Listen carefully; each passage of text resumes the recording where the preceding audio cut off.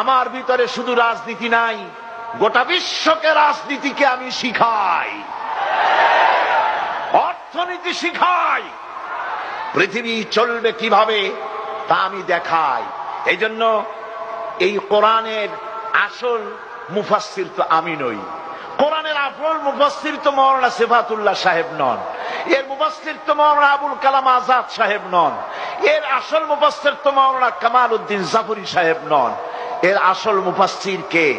কোরআনের আসল মুফাসসির, genuine authentic interpreter, আল্লাহর পক্ষ থেকে নিয়োগ প্রাপ্ত মূল মুফাসসির যিনি, মূল তরজমানুল কোরআন, কোরআনের ভাষ্যকার যিনি, তিনি হচ্ছেন সর্বকালের সর্বযুগের সর্বশ্রেষ্ঠ মহামানব বিশ্বনবী জনাবে মুহাম্মদ রাসূলুল্লাহ সাল্লাল্লাহু আলাইহি ওয়াসাল্লাম।